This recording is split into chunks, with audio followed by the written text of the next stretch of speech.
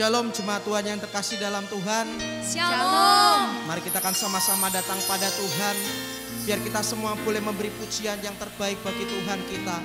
Biar kekuatannya menyertai kita saat kita memuji Tuhan. Haleluya. Terima kasih Tuhan. Terima kasih. Biar hadirat-Mu ada dalam setiap pribadi kami. Dan kuasa-Mu mengalir saat kami memuji Engkau. Yesus Tuhan, terima kasih. Ajarku mengerti saat jalanmu tak bisa kulihat. Kau tetap setia, ingatkanku lagi.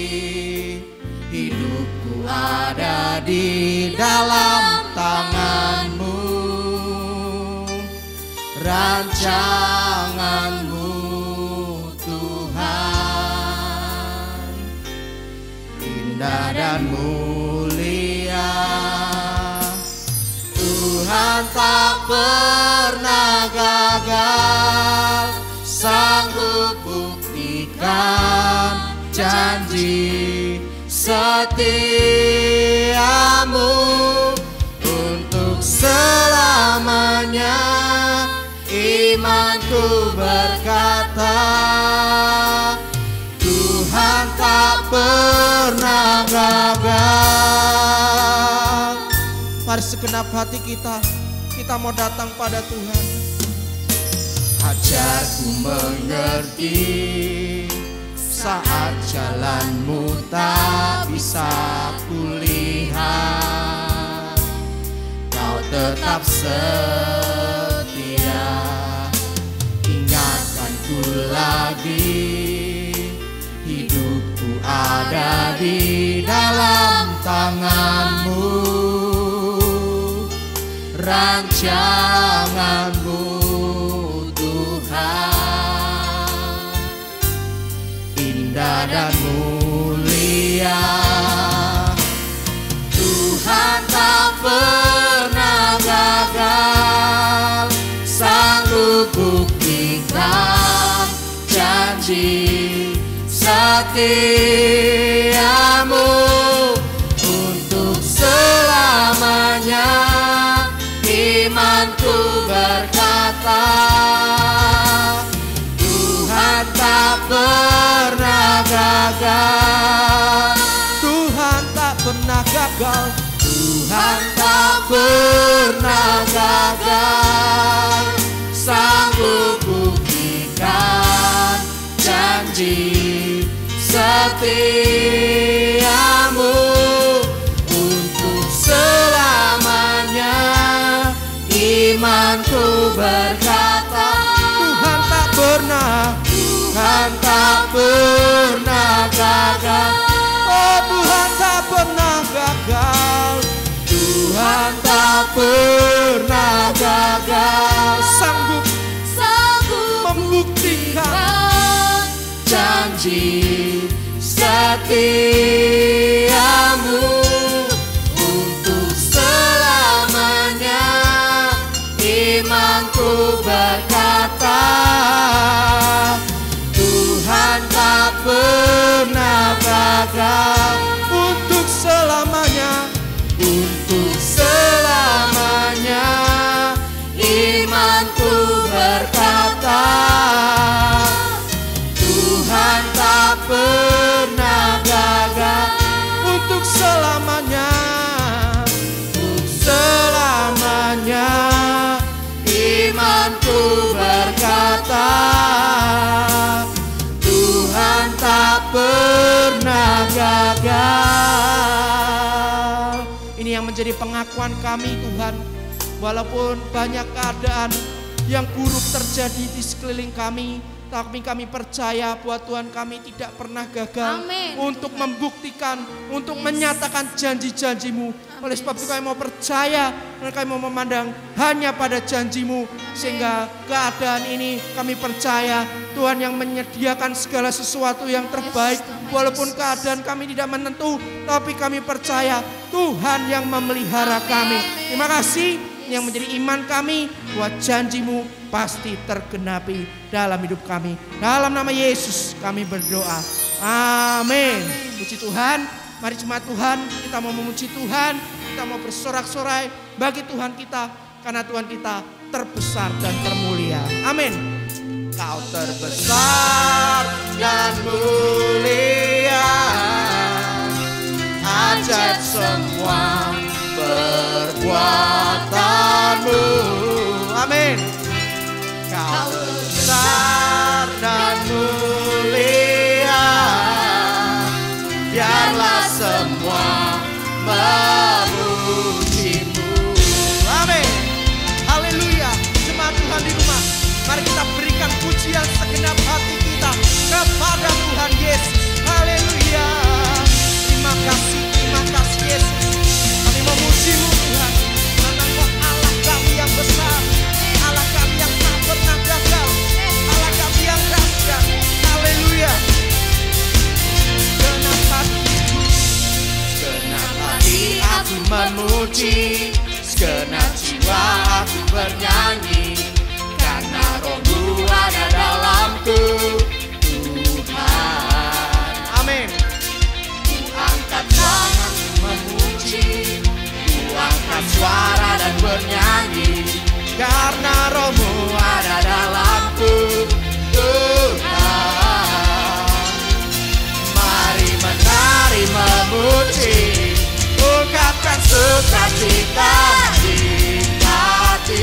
Kau terbesar, Kau terbesar dan mulia, ajaib semua perbuatan-Mu. Amin. Kau terbesar, Kau terbesar dan mulia, biarlah semua. Amin. memuji-Mu. Kami mau memuji Kau lebih lagi Tuhan, karena Kau terbesar dalam setiap kehidupan kami. Segenap hati aku memuji, segenap jiwa aku bernyanyi, karena Roh-Mu ada dalamku, Tuhan. Amin. Ku angkat tangan, Ku angkat tangan, ku memuji, ku angkat suara dan bernyanyi, karena Roh-Mu ada dalamku, Tuhan. mari menari. Mari menari memuji, ungkapkan sukacita di hati. Kau terbesar, Kau terbesar dan mulia, ajaib semua perbuatan-Mu. Kau terbesar, Kau terbesar dan mulia.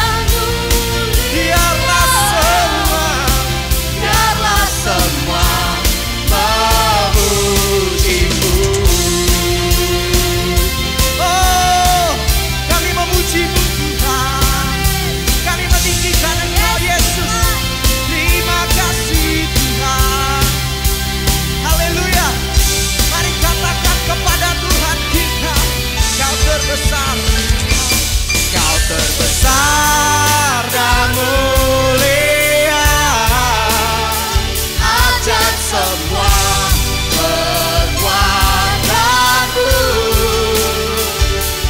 Kau terbesar dan mulia, biarlah semua memuji-Mu.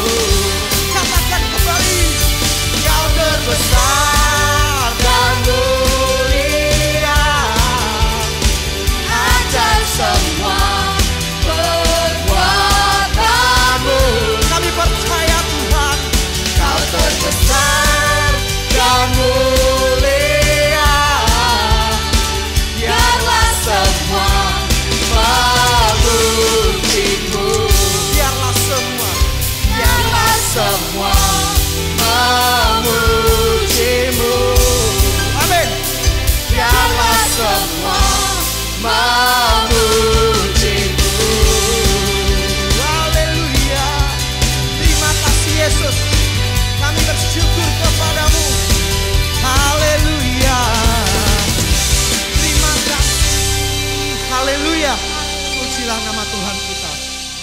firman Tuhan, kita mau kembali dengan sungguh kepada Tuhan. Kita mau setia pada panggilannya. Kita mau setia pada janji-janjinya.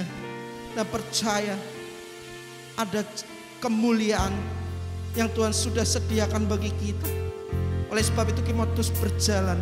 Kita mau terus hidup dalam kebenarannya. Sampai kita mendapatkan mahkota kehidupan yang dari Tuhan. Haleluya. Meskipun banyak sekali rintangan dan tantangan, tapi kamu setia pada janji-Mu, setia pada mahkota kehidupan. Haleluya. Tak akan pernah ku sesali mengiring Yesus sepanjang hidupku, lewati lembah air mata, ku saksikan kemuliaan-Mu dinyatakan. Berapapun harga yang harus ku bayar, ku kan tetap setia melayani, mengasihi-Mu, mengiring-Mu seumur hidupku. Janji-Mu kan tetap ku pegang teguh Sampai ku dapat mahkota kehidupan. Haleluya. Yesus, terima kasih. Tak akan pernah ku sesali Mengiring Yesus, Yesus sepanjang hidupku, lewati lembah air mata, ku saksikan kemuliaan-Mu dinyatakan. Berapapun harga yang harus ku bayar, ku kan tetap setia melayani, mengasihi-Mu, mengiring-Mu seumur hidupku. Janji-Mu kan tetap ku pegang teguh sampai ku dapat mahkota melayani, oh mengasihi-Mu, oh mengiring-Mu seumur hidupku. Janji-Mu kan tetap ku pegang sampai ku dapat mahkota. Katakan lagi, melayani, mengasihi-Mu, mengiring-Mu seumur hidupku. Janji-Mu kan tetap ku pegang sampai ku dapat kehidupan. Haleluya. Kami mau setia. Haleluya. Tuhan Yesus. Glory, haleluya. Terima kasih.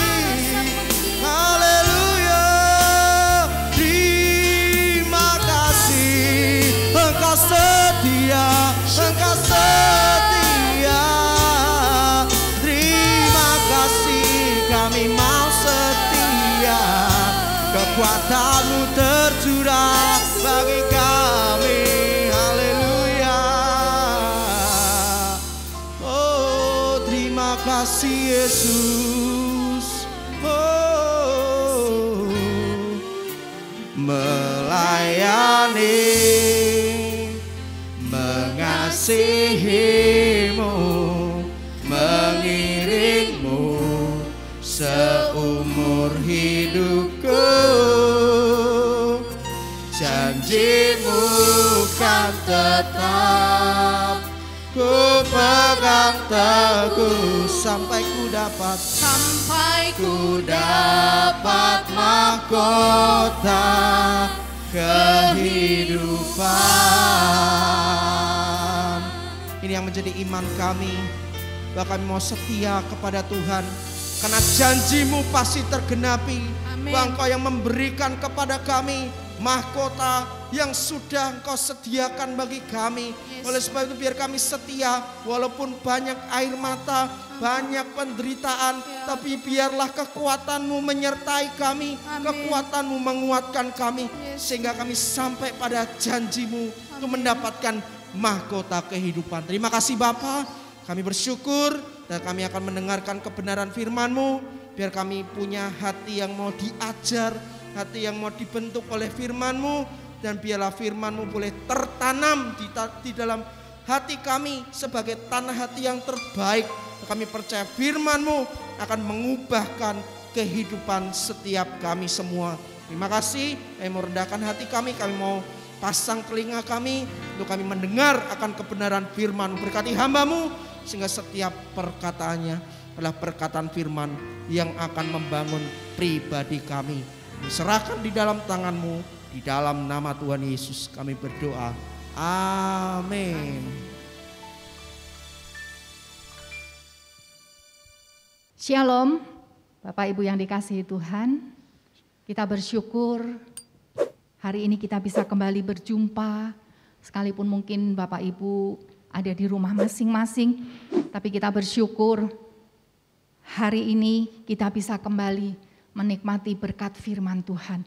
Saudaraku, kalau kita melihat beberapa minggu yang lalu, kita sudah mendengar bagaimana firman Tuhan disampaikan. Bahwa firman itu menjadi pelita di dalam kehidupan kita. Bahwa firman itu menjamin kehidupan kita. Dan hari ini kita mau belajar bersama-sama bagaimana firman yang sama itu akan dapat membentuk pribadi saudara dan saya untuk kita bisa menjadi pribadi yang unggul. Kalau kita mendengar kata unggul, Bapak Ibu Saudara, itu artinya excellent. Unggul itu sesuatu yang terbaik. Unggul itu sesuatu yang paling utama, yang memiliki nilai yang tinggi. Oleh sebab itu kalau kita melihat banyak orang tua mengejar memasukkan anak-anaknya ke sekolah unggulan, benar? Banyak orang mencari produk-produk unggulan. Ya, ketika kita bertanya, kenapa barang ini beda, Pak, dengan barang yang lain? Mereka akan bilang, karena ini bibit unggul, Bu. Sesuatu yang unggul pasti memiliki nilai yang tinggi. Sesuatu yang unggul pasti memiliki kualitas yang lebih baik dari yang lain. Kita mau belajar dari beberapa pribadi di dalam Alkitab. Yeremia adalah seorang nabi yang diutus oleh Tuhan untuk menyuarakan pertobatan bagi bangsanya. Dan kita melihat kalau saudara baca di dalam kitab Yeremia, dia bukannya mendapat penghormatan atau nama baik, saudara. Tetapi justru sebaliknya, dia mendapat tekanan, dia mendapat perlawanan. Tidak sedikit mereka yang memberontak, menolak dia. Tetapi dikatakan dengan penuh keberanian, dengan penuh ketegasan, Yeremia menyampaikan suara Tuhan. Saya membaca, Yeremia adalah seorang yang sebenarnya hatinya lembut.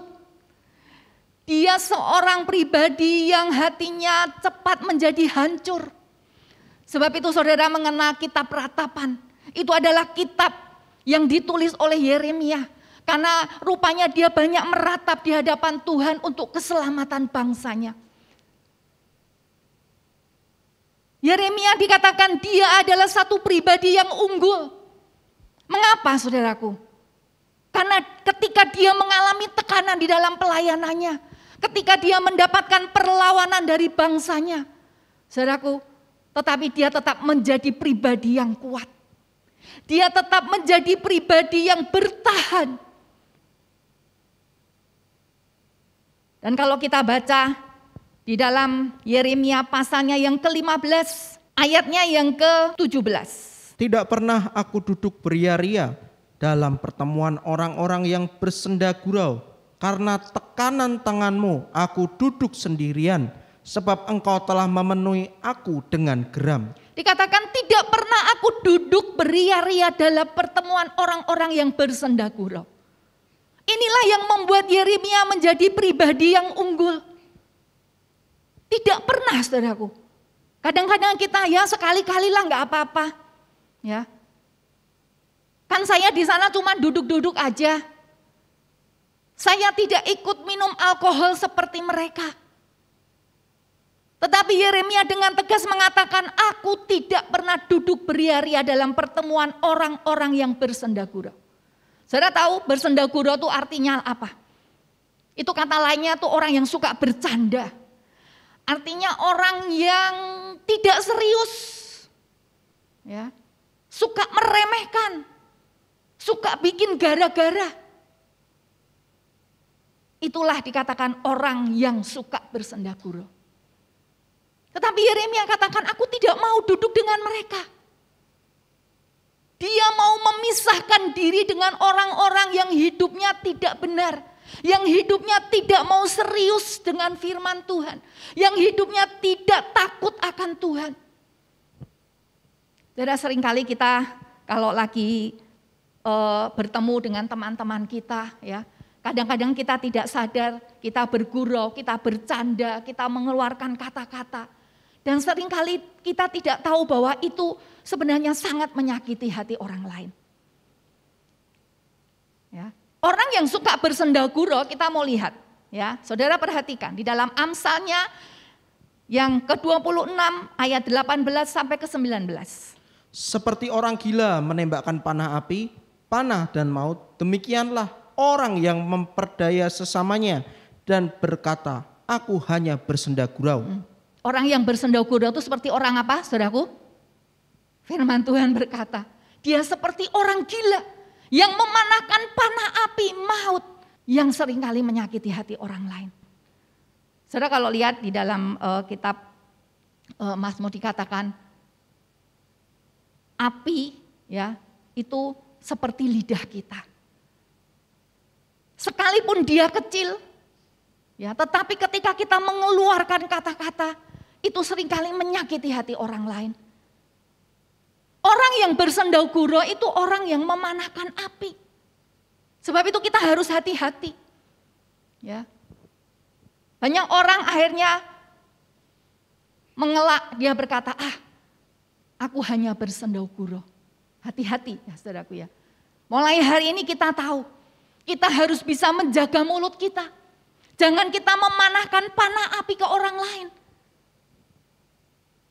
Dan itu akan membinasakan orang lain, bahkan akan membinasakan diri kita.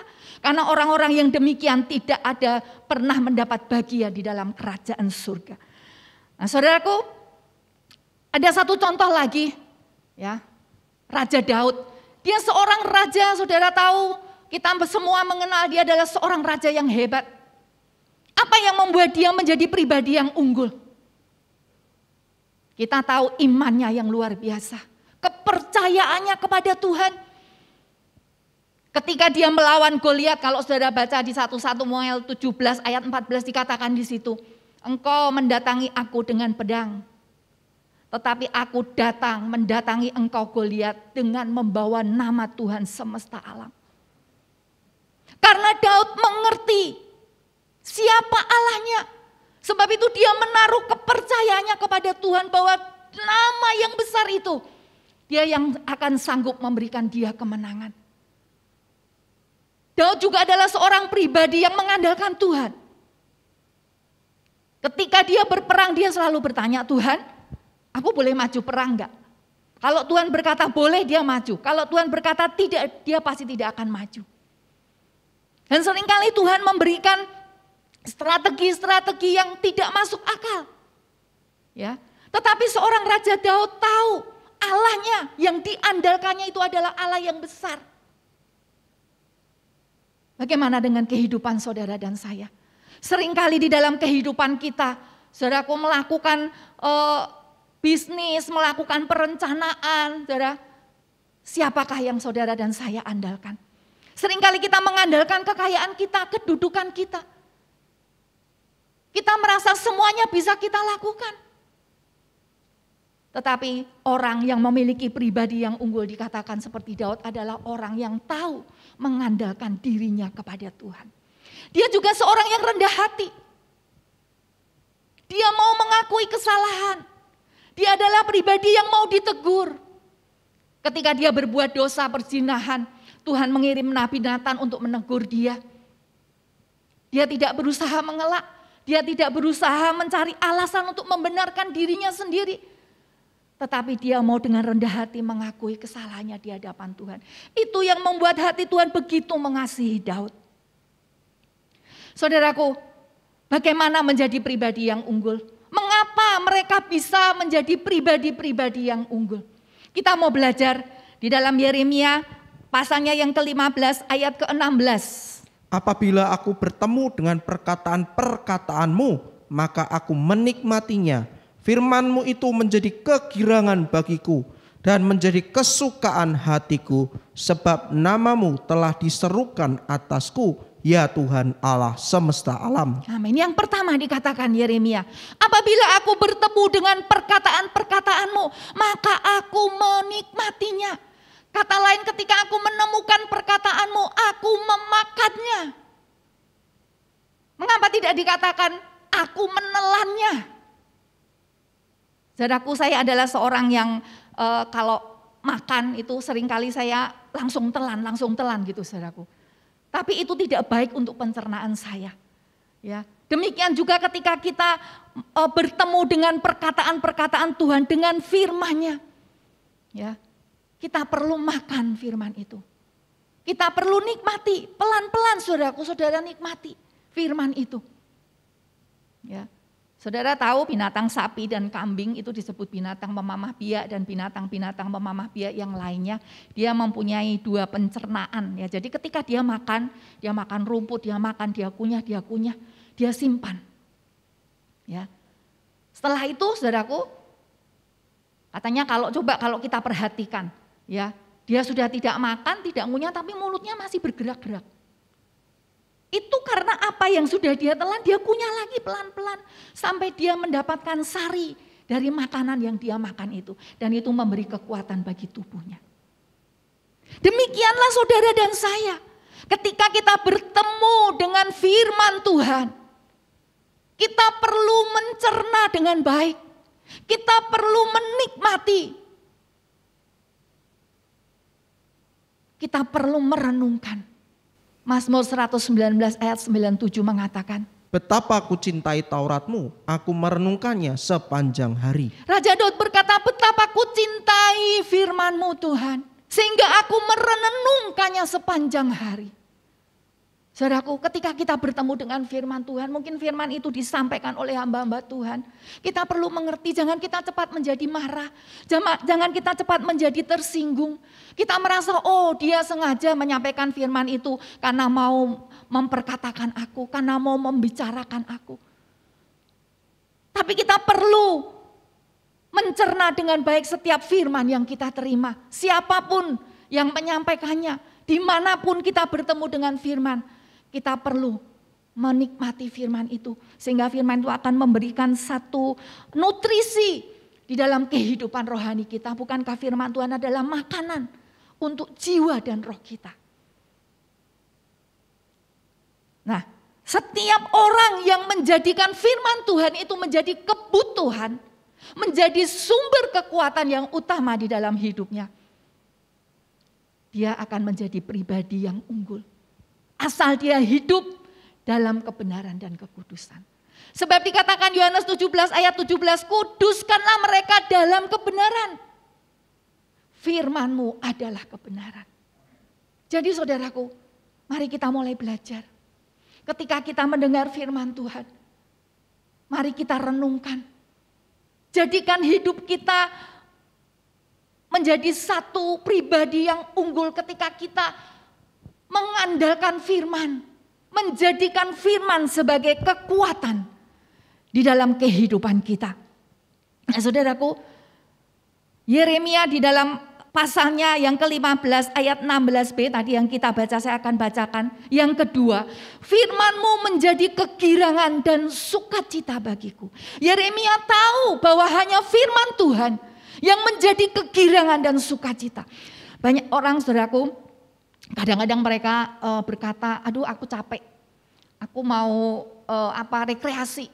Ya, kadang-kadang ketika sakit orang bilang, refreshing Pak, ya, Bu jalan-jalan Bu, ya, supaya kepenatanmu hilang, supaya tubuhmu sehat. Ya, yang menjadi sumber kegirangan dan sukacita bagi setiap anak-anak Tuhan itu bukan ketenaran dunia, bukan rekreasi Bapak Ibu. Ketika kita punya masalah, kita berpikir aku mau jalan-jalan. Coba saudara jalan-jalan. Pulang-pulang ya hutang saudara masih ada. Persoalan itu tetap masih ada. Tetapi Yeremia tahu menjadikan Tuhan sebagai sumber sukacita dan kegirangannya.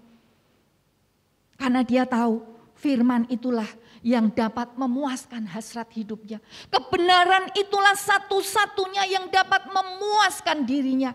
Mazmur 17 ayat 15 berkata, tetapi aku dalam kebenaran akan kupandang wajah-Mu, dan pada waktu bangun aku akan menjadi puas dengan rupa-Mu. Pemazmur mengatakan, dalam kebenaran aku akan memandang wajah-Mu. Karena Tuhan kita adalah kebenaran.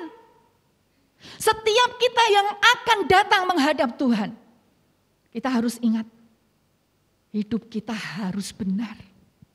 Supaya kita bisa datang kepada Tuhan kita yang benar. Kita mau memandang wajahnya dalam kebenaran. Dan dikatakan, kalau nanti besok kamu bangun pagi, engkau akan menjadi puas karena rupa Tuhan. Ini yang sering saya katakan. Kita akan hidup senang menghadapi hari itu. Karena kita tahu menjadikan Tuhan sebagai satu-satunya kebenaran dalam hidup kita. Di dalam Yeremia 15 ayat 16c dikatakan, saudaraku, sebab namamu diserukan atasku. Sebab namamu diserukan atasku. Diserukan itu artinya disuarakan, diperkatakan. Dan bahasa lain mengatakan firman itu, nama itu yang besar itu memerintah atasmu. Memerintah atasku. Sehingga Galatia 2 ayatnya yang ke-20 mengatakan, namun aku hidup, tetapi bukan lagi aku sendiri yang hidup, melainkan Kristus yang hidup di dalam aku. Dan hidupku yang kuhidupi sekarang di dalam daging adalah hidup oleh iman dalam Anak Allah yang telah mengasihi aku dan menyerahkan dirinya untuk aku. Saudaraku, Paulus mengatakan, namun aku hidup, tetapi bukan aku sendiri yang hidup, melainkan Kristus. Dia tahu dengan benar siapa Tuhannya. Dia tahu dengan benar bahwa tanpa Tuhan dia tidak dapat berbuat apa-apa. Sekalipun dia melewati banyak persoalan, banyak tekanan dalam pelayanannya. Tetapi itu tidak membuat dia menjadi tawar hati. Karena dia tahu siapa yang memerintah di dalam hidupnya. Yesus, firman-Nya, itu yang harus memerintah saudara dan saya. Jadi dalam segala sesuatu mari kita mau belajar Bapak Ibu. Ketika Tuhan memerintah, berarti kita sudah tidak punya hak atas diri kita sendiri. Hidup kita menjadi milik Kristus. Kita harus menyerahkan pikiran-pikiran kita kepada Kristus. Kita harus membiarkan Tuhan memerintah atas hidup kita. Dan kalau Tuhan memerintah atas hidup kita, saudaraku, apa yang kita lakukan bukan datang dari diri kita sendiri. Kita harus belajar Ketika kita mendekatkan diri kepada Tuhan, ketika kita terus belajar mengerti isi hati Tuhan, ketika kita terus belajar berusaha hidup dalam kebenaran, ya, kita akan menjadi pribadi-pribadi yang unggul. Karena kita tahu siapa kita. Karena kita tahu siapa Tuhan yang kita sembah. Saudara perhatikan, pemazmur tahu menjadikan firman itu sebagai kebenaran di dalam kehidupannya. Dia tahu menjadikan firman itu menjadi tempat perlindungannya. Orang yang tahu mengandalkan Tuhan, orang yang membiarkan Tuhan memerintah dalam kehidupannya, orang yang menjadi pribadi-pribadi yang unggul. Mazmur 71 ayat 1 mengatakan, bagi banyak orang aku seperti tanda ajaib, karena engkaulah tempat perlindunganku yang kuat. Bagi banyak orang aku seperti tanda ajaib. Saudaraku, orang yang menjadi pribadi yang unggul, yang tahu menjadikan Tuhan sebagai kebenaran yang memerintah hidupnya, dia pasti akan menjadi tanda ajaib. Apa yang sudah menjadi tanda ajaib Tuhan di dalam hidup saudara dan saya? Mungkin saudara yang melakukan bisnis ketika banyak orang bisnisnya lesu, ya, ini sedang dalam kondisi yang seperti ini, saudaraku. Tetapi karena saudara takut akan Tuhan, karena saudara menjadikan kebenaran itu memerintah dalam kehidupan saudara, bisnis saudara tetap jalan. Bukankah ini tanda ajaib? Ketika orang merasa lemah lesu tapi kita tetap kuat.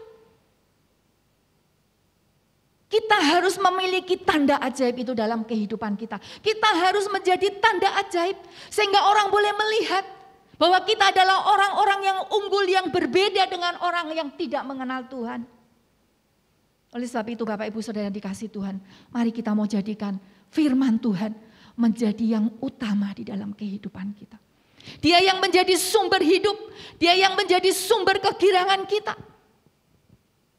Asal kita hidup dalam kebenaran dan kekudusan.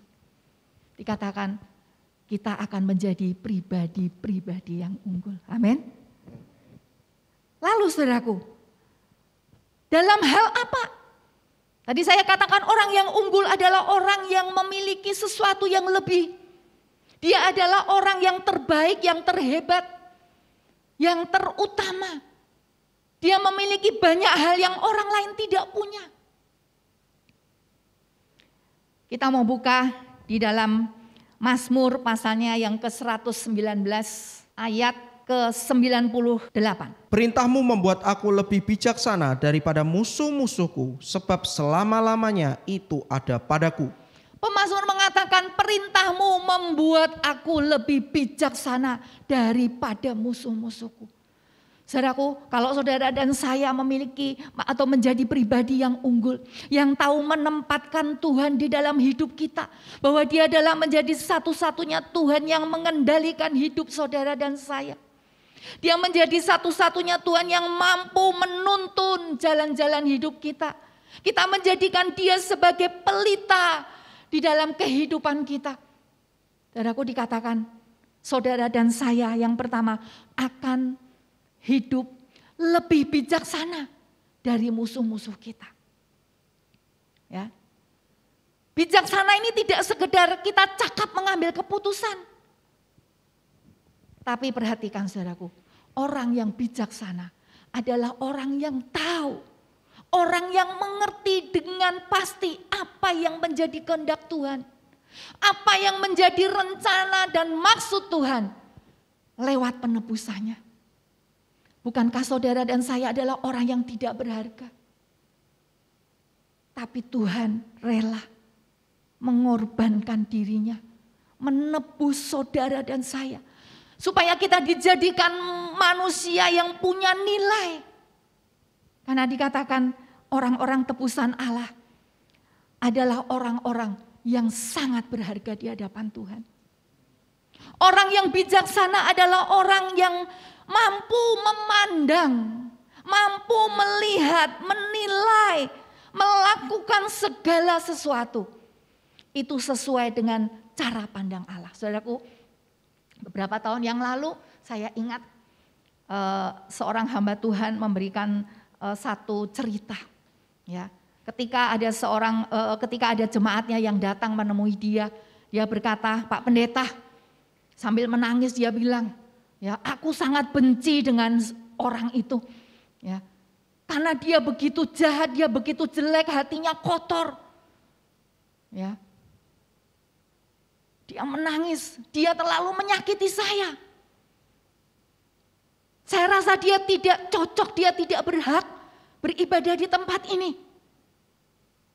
Ya. Lalu hamba Tuhan ini mengajak dia berdoa. Dia memberikan satu gambaran. "Mari, engkau melihat dengan kacamataku," Tuhan berkata. "Engkau harus melihat dengan cara Tuhan melihat orang ini. Dia bukan orang yang jahat, dia bukan orang yang tidak baik, dia bukan orang yang tidak pantas. Tetapi justru orang-orang yang beginilah yang Tuhan kasihi, karena dia sedang membutuhkan pertolongan." Seringkali kita memandang orang, saudaraku, seringkali kita melihat cara hidup orang. Kita menilai dengan cara pandang kita. Kita seringkali memberikan penilaian yang buruk kepada orang lain. Mari kita mau belajar hidup lebih bijaksana. Mari kita mau belajar menanggapi segala sesuatu, melihat segala sesuatu dari cara pandang Tuhan. Bukankah justru Tuhan mengasihi orang-orang yang demikian? Bagaimana kita bisa melihat? Bagaimana kita bisa mengerti hati Tuhan? Bagaimana kita bisa memandang sesuatu dengan cara pandang Tuhan? 1 Korintus 2 ayat 10-11 mengatakan, "Karena kepada kita Allah telah menyatakannya oleh Roh, sebab Roh menyelidiki segala sesuatu, bahkan hal-hal yang tersembunyi dalam diri Allah. Siapa gerangan di antara manusia yang tahu apa yang terdapat dalam diri manusia selain roh manusia sendiri yang ada di dalam dia? Demikian pula lah tidak ada orang yang tahu apa yang terdapat di dalam diri Allah selain roh Allah." Saudaraku, ayat ini mengatakan kalau kita mau melihat cara Tuhan melakukan segala sesuatu, kalau kita mau melihat hatinya Tuhan, itu tidak ada cara lain selain kita memberikan diri supaya roh Allah itu ada di dalam hidup kita. Supaya hidup kita dikuasai oleh rohnya.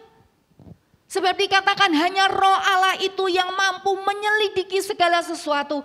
Bahkan hal-hal yang tersembunyi dalam diri Allah. Dan untuk menjadi orang yang mengerti isi hati Allah. Ketika roh Allah ada di dalam diri kita. Kita sekarang sudah menjadi manusia roh. Kita tidak bisa mendekati Allah, kita tidak bisa memposisikan diri dalam posisinya Allah. Kalau kita masih memakai manusia jasmani kita. Kalau kita masih memakai tubuh jasmani kita, tubuh dosa kita. Kita harus berubah, saudaraku. Membiarkan roh Allah itu tinggal, menguasai seluruh hidup kita. Baru kita bisa melihat hatinya Tuhan. Hati Tuhan terlalu lembut. Dia mengasihi saudara dan saya. Bahkan dikatakan setiap tetesan air mata pun Tuhan tampung. Saudaraku, mari kita mau memberikan diri kita dipimpin oleh roh Allah. Membiarkan roh Allah menguasai seluruh kehidupan kita. Supaya kita mampu memandang, melakukan segala sesuatu dengan cara pandang Allah. Saudaraku, seorang yang bijaksana dikatakan di dalam ayat yang lain. Dia mampu melakukan yang benar sesuai dengan firman Allah. Dia pasti akan menjauhi kejahatan. Amsal 9 ayat 8-9 tolong dibacakan. "Janganlah mengecam seorang pencemooh supaya engkau jangan dibencinya. Kecamlah orang bijak maka engkau akan dikasihinya. Berilah orang bijak nasihat maka ia akan menjadi lebih bijak.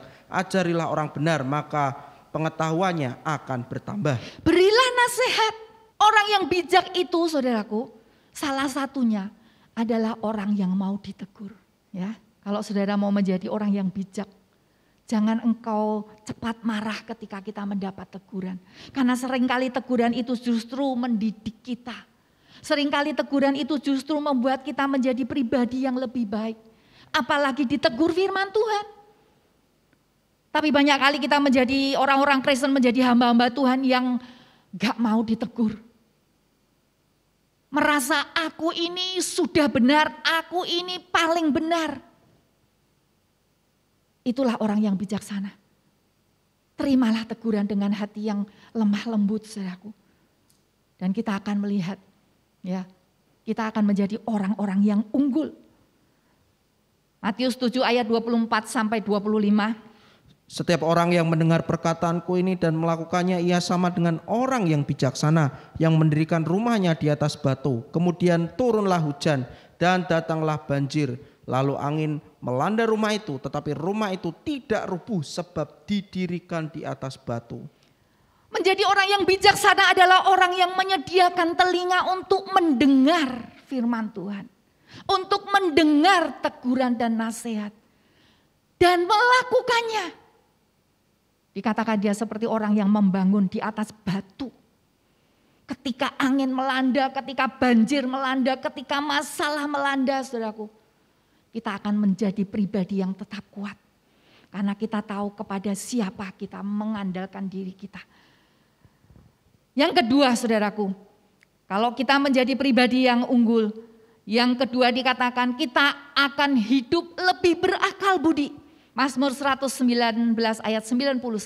Aku lebih berakal budi daripada semua pengajarku, sebab peringatan-peringatanmu kurenungkan. Aku lebih berakal budi daripada semua pengajarku. Wow.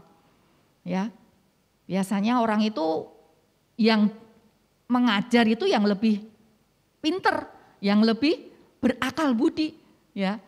Tetapi dikatakan kalau kita menjadi pribadi-pribadi yang unggul. Karena kita tahu menempatkan Tuhan yang adalah kebenaran itu di dalam hidup kita. Dia yang memerintah kita. Kita akan menjadi orang yang lebih berakal budi dari pengajar kita. Kita akan menjadi orang yang mengerti. Yang mampu menganalisa, mampu memahami segala sesuatu. Saudara tahu cerita Daniel, ya, seorang tokoh di dalam Alkitab. Dikatakan dalam Daniel 5 ayat 11, dikatakan padanya ada akal budi yang lebih dari Dewa Babel.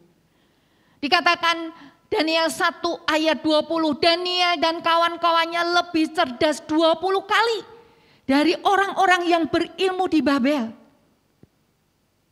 Mengapa, saudaraku? Kalau saudara pelajari, Daniel 2 ayat 28 mengatakan, di surga ada Allah yang menyingkapkan rahasia. Karena Daniel tahu siapa Allahnya, bahwa Allahnya yang di surga itu adalah Allah yang sanggup menyingkapkan semua rahasia. Sehingga ketika para peramal-peramal di Babel, orang-orang pintar, para ahli nujum, mereka dipanggil untuk menceritakan mimpi raja. Mana bisa, saudaraku, kalau orang biasa menceritakan mimpinya, kalau menceritakan maksud artinya masih mungkin, saudaraku. Tapi ini raja berkata, siapa yang bisa menyingkapkan mimpiku dan rahasianya? Mereka panggil semua ahli-ahli nujum di Babel dan tidak ada seorang pun yang bisa. Itu enggak mungkin raja permintaanmu itu. Tapi kita melihat seorang Daniel, pribadi yang unggul. Karena dia tahu menempatkan Tuhan. Dia tahu siapa Allahnya. Allahnya adalah yang sanggup menyingkapkan rahasia-rahasia. Sehingga dia sanggup menjawab mimpi raja sedemikian rupa. Dan di dalam Daniel 1 ayat yang ke-8 coba dibacakan. Daniel berketetapan untuk tidak menajiskan dirinya dengan santapan raja dan dengan anggur yang biasa diminum raja. Dimintanya kepada pemimpin pegawai istana itu supaya ia tidak usah menajiskan dirinya. Daniel berketetapan, hatinya teguh. Dia tidak mau menajiskan dirinya dengan makanan raja. apapun yang akan menimpa dirinya, dia berkata, aku tidak mau menyembah kepada Allah yang lain selain kepada Allahku.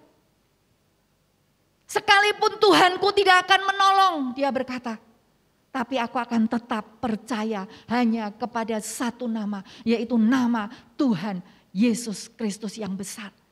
Dia hidup kudus, dikatakan dia tidak menajiskan dirinya. Orang yang kudus adalah orang yang memperkenankan hati Tuhan.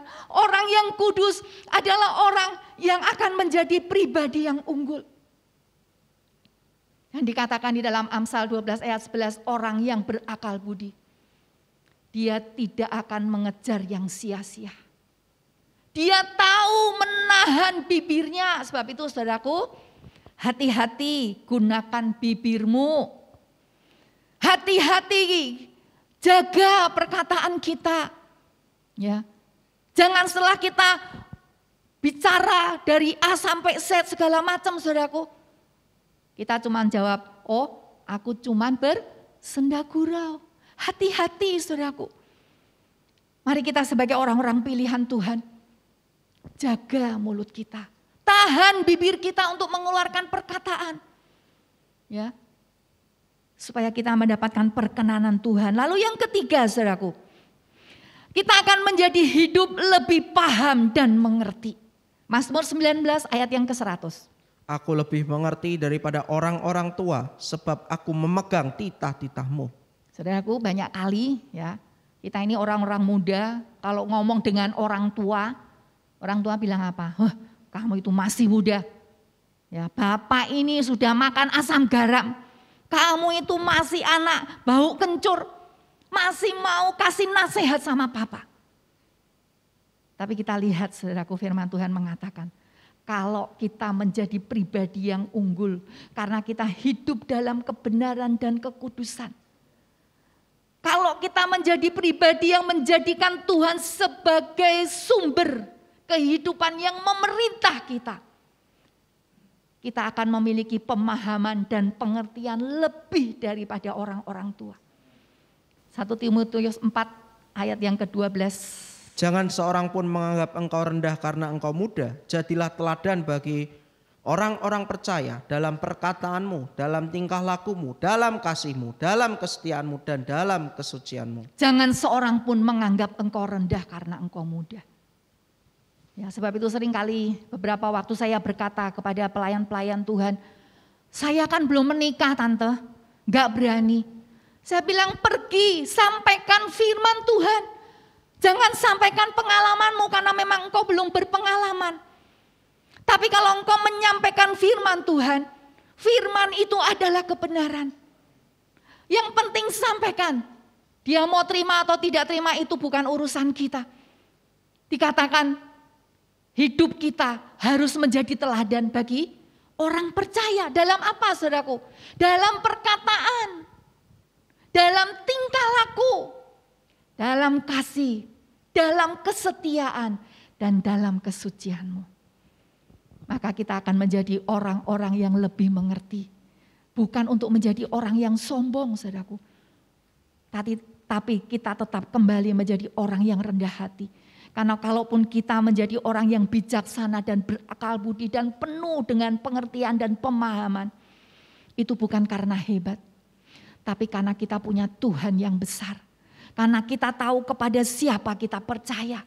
Karena kita tahu kepada siapa kita menyerahkan pimpinan perjalanan hidup kita. Yaitu kepada Tuhan yang besar yang tidak tertandingi. Saudaraku, untuk menjadi orang yang unggul di hadapan Tuhan dan di hadapan manusia, kuncinya cintailah firman-Nya. Cintailah perkataan-perkataannya. Cintailah pribadinya. Sebab tadi dikatakan firman-Nya adalah kebenaran. Dan Yesus adalah kebenaran itu. Kalau kita mencintai firman Tuhan, saudaraku, dikatakan engkau akan melihat batas-batas kesempurnaan. Batas kesempurnaan apa saudaraku? Bahwa kita akan melihat semua yang sempurna di muka bumi ini itu ada batasnya. Semua yang hebat di muka bumi itu ada batasnya. Tetapi dikatakan perintah-Mu itu luas sekali. Dan ini yang akan menjadi satu pengertian di dalam kehidupan kita. Kita bisa melihat betapa perintah Tuhan itu luas. Tidak ada satupun yang dapat menghentikannya. Tidak ada satupun yang dapat membatasinya. Ketika firman itu bekerja dalam kehidupan saudara, tidak ada satupun yang dapat merampas hidup saudara dan saya dari kasih Tuhan. Amin. Mari kita mau bangkit berdiri bersama-sama saudaraku. Biar kita mau menjadikan diri kita orang-orang pilihan Tuhan. Pribadi-pribadi yang unggul. Yaitu ketika kita menjadikan firman itu sebagai kebenaran, kekudusan dalam hidup kita. Ketika kita menjadikan firman itu memerintah di dalam hidup kita. Ketika kita menjadikan firman itu menjadi pelita di dalam kehidupan kita. Dikatakan maka kita akan kuat. Kita akan menjadi pribadi yang unggul. Kita akan menjadi pribadi yang tangguh. Haleluya. Kita menyanyikan satu lagu. Firman-Mu berkata, maka jiwa dan rohku menjadi kuat. Firman-Mu berkata, kau besertaku. Amin. Maka kuat roh dan jiwaku. Tangan-Mu Tuhan selalu ku nantikan. Di setiap langkahku percaya, dengan sayap-Mu ku akan terbang tinggi. Di tengah badai hidup ku tak menyerah. Kau kekuatan dan perlindungan bagiku, pertolonganku di tempat maha tinggi. Ku mengangkat tanganku, aku berserah. Kau nantikan, Kau yang ku sembah, Yesusku, Rajaku. Mari kita nyanyikan firman-Mu berkata. Firman-Mu berkata, kau besertaku. Haleluya. Maka kuat roh dan jiwaku. Amin Tuhan. Tangan-Mu Tuhan selalu ku nantikan. Di setiap langkahku percaya,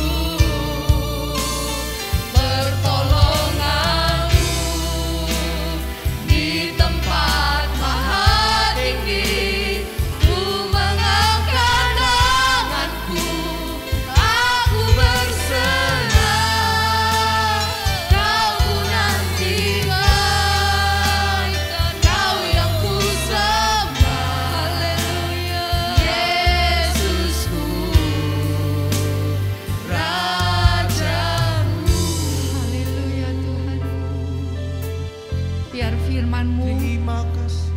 menjadi kebenaran di dalam hidup kami Tuhan. Biar firman-Mu yang memerintah atas hidup kami. Dan kami tahu kami akan menjadi pribadi-pribadi yang kuat. Karena Engkau Tuhan akan melindungi kami dengan kepak sayap-Mu Tuhan.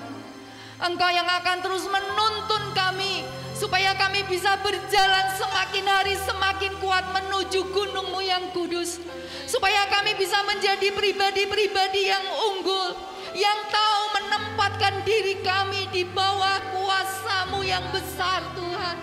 Supaya kami tidak melakukan segala sesuatu dengan mengandalkan diri kami sendiri, tapi kami mau menjadikan Engkau sebagai Raja penguasa di dalam hidup kami. Terima kasih Tuhan. Kami bersyukur untuk firman-Mu. Engkau memberkati setiap kami, jemaat-jemaat Tuhan. Tuhan, kami bersyukur. Inilah kami Tuhan. Biar kami menjadi orang-orang yang mau tunduk kepada otoritas-Mu. Tuhan, menjadi orang-orang yang mau tunduk kepada firman-Mu. Dan kami tahu Tuhan, hidup kami pasti akan memperkenankan Engkau. Karena kami menjadi pribadi-pribadi yang unggul di hadapan-Mu. Terima kasih Tuhan. Kami bersyukur Engkau memberkati setiap jemaat Tuhan. Terutama mereka yang sedang sakit Tuhan. Kami berdoa biar Engkau ulurkan tangan-Mu dan lawat setiap mereka. Baik mereka yang ada di rumah sakit, baik mereka yang ada di rumah mereka masing-masing. Biar tangan Tuhan yang penuh kuasa menjamah memberi kesembuhan kepada mereka. Dan di dalam nama Yesus Tuhan, tubuh yang sakit disembuhkan. Bahkan kami juga berdoa, Tuhan buat mereka yang sedang dalam persoalan kelemahan, biar Tuhan memberi kekuatan kepada mereka. Kami juga berdoa buat kota Semarang, biar kota ini ada di hati-Mu Tuhan. Lalukan segala malapetaka ini dari kota ini. Karena Tuhan Engkau melihat banyak gereja Tuhan, jemaat-Mu berseru-seru kepadamu Tuhan. Kami berdoa buat pemerintah negara kami Indonesia. Engkau memberkati presiden kami Jokowi. Tuhan, Engkau berkati semua menteri dan wakil-wakilnya. Engkau berkati, oh Tuhan, pemerintah negara, bupati, wali kota, gubernur, bahkan RT, RW, lurah. Mereka yang harus melayani masyarakat. Tuhan, Engkau beri hati takut akan Engkau. Supaya mereka boleh menjalankan tugas mereka dengan sebaik-baiknya untuk kemuliaan nama-Mu. Bahkan di tengah-tengah, oh Tuhan, tugas mereka boleh mengenal nama Tuhan yang besar. Terima kasih Tuhan, kami bersyukur, berterima kasih untuk berkat-Mu pada hari ini Tuhan yang boleh kami terima. Mari kita mau angkat tangan kita di hadapan Tuhan, kita mau terima berkat Tuhan. Biar berkat dari Allah Bapa kita di surga, kasih sayang dari Tuhan Yesus Kristus, dan persekutuan dengan Roh Kudus memberkati engkau. Tuhan melindungi engkau. Tuhan menyinari engkau dengan wajah-Nya dan memberi engkau kasih karunia. Tuhan menghadapkan wajah-Nya kepadamu dan memberikan damai sejahtera mulai hari ini sampai selama-lamanya. Di dalam nama Tuhan Yesus Kristus. Haleluya. Amin. Tuhan memberkati. Tetap disiplin protokol kesehatan. Ingatlah selalu untuk tetap mematuhi protokol kesehatan. Cucilah tangan Anda dengan sabun. Gosokkan sabun pada kedua tangan dan sela jari Anda. Bilas tangan Anda sampai bersih. Pakailah masker dengan benar, yaitu menutup hidung dan mulut. Disarankan untuk melapisi masker Anda dengan masker kain agar dapat lebih mencegah dan melindungi Anda dari COVID-19. Ayo, mari kita cegah penyebaran COVID-19 dengan menjauhi kerumunan, menjaga jarak, dan tetap berada di rumah. Pengumuman ibadah raya minggu depan sementara akan dijalankan secara online pukul 8 pagi melalui tayangan YouTube. Bagi Bapak, Ibu, dan Saudara-saudari dapat memberikan persembahan online melalui QR Code yang tertera atau bisa membuka link QR Code di deskripsi di bawah. Atau Anda juga bisa membawa persembahan Anda ke gereja melalui Bapak Rio. Demikianlah pengumuman sepekan. Tuhan Yesus memberkati.